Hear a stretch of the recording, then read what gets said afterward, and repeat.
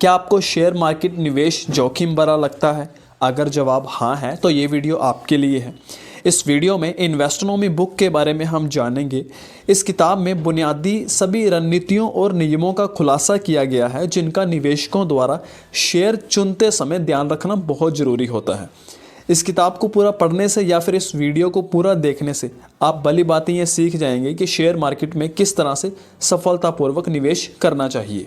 दोस्तों, इस किताब में से 12 या 13 स्टेप्स को हम 2 पार्ट्स में जानेंगे। तो इसे शुरू करने से पहले दोस्तों, मैं हूं बंटी धीमान और एक छोटी सी रिक्वेस्ट करना चाहूँगा, इस वीडियो को अभी से लाइक कर दीजिए क्योंकि इसमें मेहनत बहुत लगती है। मैं पूरी किताब को खुद पहले पढ़ता हूँ, उसे समझता हूँ, फिर उस पूरी किताब का निचोड़ कुछ मिनट की वीडियो फॉर्म में समरी के रूप में आपके साथ शेयर कर देता हूँ, इसलिए लाइक किए बिना मत जाना। तो चलिए स्टार्ट करते हैं। तो सबसे पहले हम जानते हैं शेयर मार्केट या शेयर बाज़ार बड़े सपनों का प्रवेश द्वार है। दोस्तों, ऑथर कहते हैं कि आपने भी मेरी तरह अपने किसी दोस्त को कहते हुए सुना होगा कि काश मेरे पास इतना पैसा होता कि मैं अपना एक कपड़ों का कारोबार शुरू कर पाऊँ या व्यापार शुरू कर पाता। काश मेरे पास रेस्टोरेंट खोलने लायक पैसे होते। ऐसी अभिलाषाओं को सुनने के बाद मैं अक्सर अपने दोस्तों का यह कहकर साहस बढ़ाता हूँ कि अच्छा है, अपने सपनों को सच बनाओ। लेकिन कुछ ऐसा भी है जो उन्हें अपने सपनों को सच करने से रोकता है। तो ऐसा क्या है जो आपको बड़े सपने देखने से रोकता है? ऑथर ने यहाँ पर 3 ऐसे कारण बताए हैं जो आपको बड़े सपने देखने से रोकते हैं। वो 3 कारणों में से पहला कारण है आपके अंदर ज्ञान, अनुभव और कौशल यानी स्किल की कमी हो सकती है। दूसरा कारण है धन और स्रोतों की कमी हो सकती है। तीसरा कारण है समय और सहायता की कमी हो सकती है। दोस्तों, यहाँ ये भी संभव है कि ये सभी जो तीनों कारण हैं ये आपको बड़े सपने देखने में रुकावट पैदा करते हों, लेकिन ज़रा सोच कर देखिए कि क्या व्यापार करने के लिए ये तीनों कारण जरूरी हैं या फिर कोई और भी तरीका हो सकता है। अगर मैं आपसे कहूँ कि आप कोई भी व्यापार कर सकते हैं बिना ये जाने कि कैसे किया जा सकता है या कैसे किया जाता है, आप बिना धन या स्रोत के भी व्यापार कर सकते हैं, आप बिना समय या सहायता के भी व्यापार कर सकते हैं, तो क्या आप यकीन करेंगे? शायद नहीं। ये सब सुनने में आपको बिल्कुल बकवास लग रहा होगा क्योंकि ऐसा तो सिर्फ शेयर निवेश के अवसरवादी जगत में ही संभव हो सकता है। और आपको ये जानकर खुशी होगी कि इस वीडियो में आप शेयर निवेश के इसी अवसरवादी जगत के बारे में अच्छे से जान जाएंगे। तो चलिए अब हम जानते हैं कि आप शेयर बाज़ार से क्या क्या उम्मीद कर सकते हैं। दोस्तों, शेयर बाज़ार में पूंजी बढ़ाने के बहुत से अवसर मौजूद हैं। मैं आपको 2-3 अवसर के बारे में बताता हूँ। सबसे पहले, शेयर बाज़ार में निवेश करना किसी भी अच्छे व्यापार में हिस्सेदारी पाने का एक सबसे अच्छा तरीका है क्योंकि यहाँ पर आपका जो धन है वो पूर्णतः समर्पित बिजनेस मैनेजर्स के हाथों में होता है। यहाँ आप अपना धन अच्छी संभावनाओं वाले उद्यमियों में लगा सकते हैं जिनका प्रबंधन बैरन बफे, रतन टाटा, गोदरेज जैसे पॉजिटिव विचारों वाले लोगों के हाथ में होता है। ऐसे लोग रोज़ाना प्रोफेशनल टीम्स के साथ मिलकर काम करते हैं ताकि उनका बिजनेस सफल रहे और उनके बिजनेस की सफलता से ही आपकी पूंजी बढ़ती है। तो क्या आपको लगता है कि पूंजी बढ़ाने का इससे कोई बेहतर तरीका और भी है जहां रतन टाटा और गोदरेज जैसे दिग्गज लोग आपके लिए काम कर रहे हों? दूसरा है, आप यहाँ किसी भी बिजनेस में छोटी सी धनराशि निवेश करते हैं जो समय के साथ व्यापार मूल्य बढ़ने से कई गुना हो जाती है। समझे? तीसरा है, यहाँ धन निवेश करके उसे भूल जाने की ज़रूरत होती है क्योंकि किसी भी व्यापार को बढ़ने में और सफल होने में समय लगता है। शेयर बाज़ार अपनी पूंजी बढ़ाने का सबसे अच्छा तरीका है। आप ज़रा सोच कर देखिए, क्या आपको किसी नए कारोबार में पहले ही दिन से मुनाफा होने लगता है? बिल्कुल नहीं। आप धैर्य रखकर व्यापार के बढ़ने का इंतज़ार करते हैं। आप कई वर्षों तक 12-12 घंटे काम करते हैं, तब जाकर व्यापार में मुनाफा कमा पाते हैं। शेयर बाज़ार भी ऐसा ही है। आपको सही शेयर चुनकर इसे बढ़ने का समय जरूर देना पड़ता है। कुछ समय बाद जैसे जैसे व्यापार बढ़ने लगता है, आपके निवेश किए गए शेयर का मूल्य भी बढ़ता है और आप मुनाफा कमाते हैं। अब हम जानते हैं शेयर बाज़ार में निवेश से जुड़ी हुई बुनियादी बातें।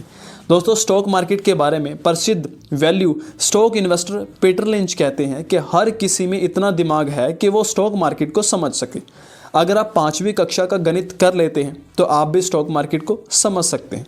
चलिए एक एक करके शेयर मार्केट से जुड़ी हुई इन सभी बुनियादी बातों को समझते हैं। तो सबसे पहले है शेयर यानी स्टॉक किसे कहते हैं।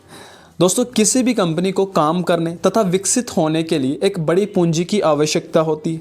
कंपनी के लिए धन की व्यवस्था करने का एक आम तरीका होता है किसी बैंक से लोन लेना, जिस पर कंपनी को प्रत्येक माह एक निश्चित धनराशि ब्याज के रूप में बैंक को देनी पड़ती है।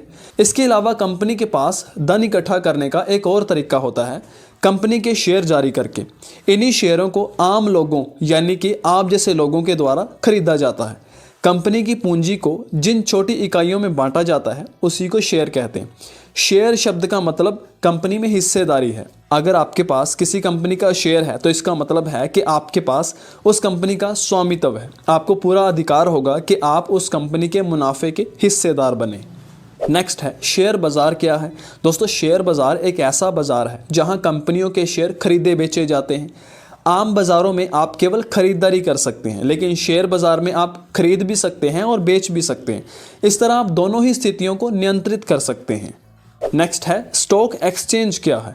दोस्तों, स्टॉक एक्सचेंज एक ऐसी संस्था है जो उस बाजार की मेजबानी करती है जहां शेयर बेचने व खरीदने वाले साथ आकर शेयरों का सौदा यानी खरीदना या बेचना करते हैं। साधारण शब्दों में कहें तो शेयर क्रेताओं और विक्रेताओं को मिलाने वाला मंच को स्टॉक एक्सचेंज कहा जाता है। तो अब हम जानते हैं शेयर होल्डर पैसा कैसे कमाते हैं।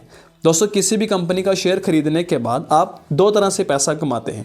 पहला डिविडेंड के रूप में, डिविडेंड इनकम के रूप में, और दूसरा निवेश का मूल्य बढ़ने पर यानी कि शेयर्स का प्राइस बढ़ जाने पर। तो जो डिविडेंड इनकम होती है, किसी भी कंपनी के द्वारा कमाया गया जो भी मुनाफा है, या तो वो पूरी तरह से बिजनेस में इन्वेस्ट यानी निवेश कर दिया जाता है, या फिर उस मुनाफे को छोटे छोटे हिस्सों में यानी इनकम के हिस्से के रूप में जो शेयर होल्डर होते हैं उनके बीच में बांट दिया जाता है। शेयर होल्डर को दिए जाने वाले इस मुनाफे को ही डिविडेंड कहा जाता है। दूसरा है इन्वेस्टमेंट की वैल्यू बढ़ना या शेयर प्राइस बढ़ जाना। दोस्तों, शेयर मार्केट में पैसा निवेश करने का जो मुख्य उद्देश्य निवेश के मूल्य को बढ़ते हुए देखना है। शेयर की मांग कंपनी के प्रदर्शन से प्रभावित होती है, जिसका परिणाम स्वरूप शेयर के भाव में बदलाव होता है। शेयर का भाव बढ़ने से निवेश के मूल्य में वृद्धि होती है। निवेश के मूल्य में जितनी वृद्धि होती है उतना ही शेयरधारक यानी शेयर होल्डर को मुनाफा होता है। तो अब हम जानते हैं शेयर बाजार में रिस्क, मिथ्स और रियलिटी के बारे में। दोस्तों, विलियम फेदर कहते हैं कि शेयर बाजार की सबसे मज़ेदार बात है कि हर बार जब कोई व्यक्ति खरीदता है तो दूसरा बेच रहा होता है, और कमाल की बात है दोनों ही अपने आप को चतुर समझ रहे होते हैं। क्या आप नुकसान से डरते हैं? क्या आप शेयरों में मेहनत की कमाई डुबा चुके हैं? क्या आपको शेयर बाजार जोखिमपूर्ण लगता है? अगर हाँ, तो ये वाला जो चैप्टर है आपकी आंखों को खोल देने वाला साबित होने वाला है। ज़्यादातर लोग शेयर बाजार में पैसों के निवेश को जुआ खेलने के समान समझते हैं, जहां कुछ ही पल में पैसे गंवाने की संभावना ज़्यादा होती है। ऑथर कहते हैं कि शेयर बाजार में निवेश जुए जैसा बिल्कुल नहीं है। आप शेयर बाजार में पैसा तभी गंवाते हैं अगर आप एक धैर्यहीन ट्रेडर हैं। दोस्तों, शेयर बाजार अपनी पूंजी को कई गुना बढ़ाने का एक अच्छा तरीका है, बस आप इस खेल के नियमों को अच्छे से जानते होने चाहिए। शेयर बाजार निवेश में सफलता की सबसे प्रसिद्ध कहानी वॉरेन बफे की है, जो धरती के सबसे सक्सेसफुल निवेशकों में से एक है। वॉरेन बफे ने अपनी सारी संपत्ति शेयर मार्केट के निवेश में से या शेयर मार्केट निवेश से ही कमाई है। अब विडंबना देखिए कि वित्तीय गुरु ना होने पर भी वॉरेन बफे आज एक मल्टी बिलियनर है। शेयर मार्केट निवेश आज भी हमारी शिक्षा व्यवस्था का एक हिस्सा नहीं बन पाया है। हमें किसी भी स्कूल या कॉलेज में ये नहीं सिखाया गया कि शेयर बाज़ार में निवेश कैसे करें। इसलिए आज भी हम लोग शेयरों में निवेश की उन बुनियादी बातों से अनजान हैं। आखिर क्यों आज भी ज़्यादातर लोग शेयर मार्केट में या शेयरों में निवेश करने से डरते हैं? इस बात को समझना बहुत ज़रूरी है। पुराने समय में शेयरों के भाव बोली लगने के आधार पर तय किए जाते थे। प्रभावी कानून व्यवस्था ना होने के कारण अनेक अनुचित स्पेकुलेशंस हो जाते थे, जिसके भीतर लोग भारी मुनाफा कमाते थे, और जो बेचारे गरीब निवेशक हैं वो धन कमाने के चक्कर में फंस जाते थे, जिसके कारण शेयर बाजार की छवि धीरे धीरे खराब होने लगी। और उसी का प्रभाव आज भी दिखाई देता है, जिसके चलते आज भी ज़्यादातर लोग शेयरों में निवेश करने से डरते हैं।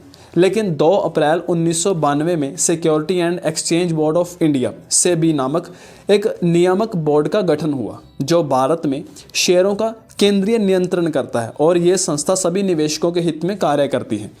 आज के समय में ये कहना गलत नहीं होगा कि शेयर बाज़ार शीशे जैसा साफ़ सुथरा है, ये आपको वैसा ही दिखता है जैसा आप देखते हैं। तो दोस्तों मुझे लगता है आज के लिए इतना काफ़ी है, वीडियो ज़्यादा लंबी ना हो जाए, तो इस किताब के बाकी स्टेप्स को, बाकी सारी बातों को हम अगले पार्ट में, दूसरे पार्ट में कवर करेंगे। मैंने आपको स्टार्टिंग में बताया था कि हम 2 पार्ट्स में इन सभी स्टेप्स को कवर करेंगे। तो दोस्तों इस वीडियो को लाइक करना, कमेंट करके बताना क्या शेयर मार्केट से संबंधित कोई और सवाल या कोई डाउट है जिसे मैं आने वाली वीडियो में कवर करने की कोशिश करूं। कोई सजेशन देना चाहते हैं वो भी आप कमेंट करके बता सकते हैं। इस वीडियो को शेयर करना अपने सभी उन फ्रेंड्स और फैमिली मेम्बर्स के साथ जिन्हें लगता है कि शेयर मार्केट जुआ है या इसमें नुकसान होता है, या जो भी शेयर मार्केट में निवेश करने से डरते हैं, ताकि उन्हें कुछ नया सीखने में हेल्प मिले और शेयर मार्केट की एक नॉलेज, एक इन्फॉर्मेशन मिल पाए। दोस्तों इस किताब में सीखने के लिए और भी बहुत सारी बातें हैं। आप चाहें तो इस किताब को खरीद कर खुद भी पढ़ सकते हैं।